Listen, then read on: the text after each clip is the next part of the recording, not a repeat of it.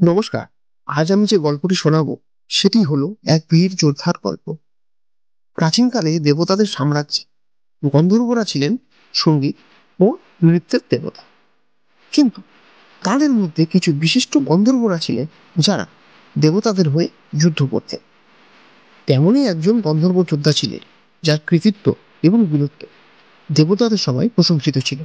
তার নাম ছিল সোমনাথ। সেনাপতি সোমনাথ দেবরাজ ইন্দ্রের প্রিয় গন্ধর্ব সেনাপতি ছিলেন। তার বীরত্বের কারণে দানবরা ইন্দ্রলোক আক্রমণ করতে সাহস পেত না। প্রতিটি যুদ্ধে সোমবাজের উপস্থিতি একদিকে দেবতাদের আত্মবিশ্বাস যোগাতো, অন্যদিকে শত্রুদের মনে সন্ত্রাস ছড়াতো। সোমবাজ শুধুমাত্র শারীরিক শক্তিতে নয়, বরং তার কৌশল এবং যুদ্ধবিদ্যার জন্য বিখ্যাত ছিলেন।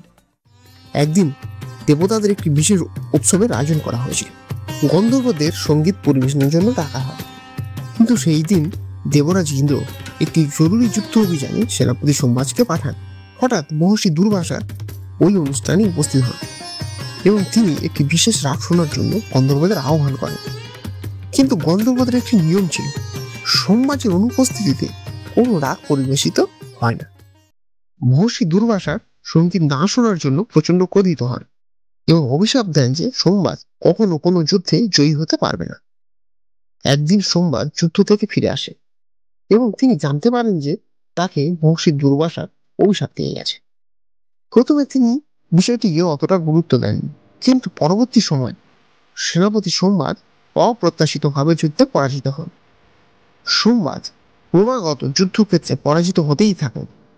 তাঁর আত্মবিশ্বাস ভেঙে চুরমার হয়ে একদিন তিনি ঋষি দুর্বাসার কাছে ফিরে আসেন। দুর্বাসা তাকে জানান যে এই অভিশাপ থেকে মুক্তি পাওয়ার জন্য তাকে একটি বিশেষ যজ্ঞ করতে হবে, যে যজ্ঞটি হবে একটি বিশেষ নক্ষত্রের অধীনে, যা প্রতি 1000 বছরে একবার দৃশ্যমান হয়। কিন্তু সেই যজ্ঞের আচার অনুষ্ঠান অত্যন্ত জটিল। শুধুমাত্র একজন নির্ভীক যোদ্ধাই এই যজ্ঞটি করতে সক্ষম হবে।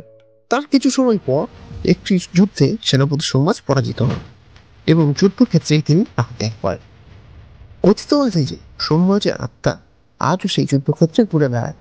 লোককাহিনী অনুযায়ী প্রতি 1000 বছরে একটি নির্দিষ্ট রাতে ওই স্থান থেকে এক অদ্ভুত আলো নির্গত হয়। সেই আলোকে অনুসরণ করে কোনো একজন সাহসী যোদ্ধা যদি যজ্ঞ সম্পন্ন করতে পারে, তবে সোমবাজের আত্মা চিরতরে মুক্তি পাবে। আজও অনেকে বিশ্বাস করেন যে জঙ্গলের গভীরে কোথাও সোমবাজের আত্মা অপেক্ষা করছে মুক্তির আশায়। আপনারা কি মনে করেন, সেনাপতি সোমবাজের আত্মা কি মুক্তি পাবে, নাকি সারা জীবন ওই যুদ্ধক্ষেত্রে বিচরণ করবে? কমেন্ট করে অবশ্যই জানাবেন। আর এইরকম সব ইন্টারেস্টিং পৌরাণিক কাহিনী শোনার জন্য চ্যানেলটিকে অবশ্যই সাবস্ক্রাইব করে রাখবেন।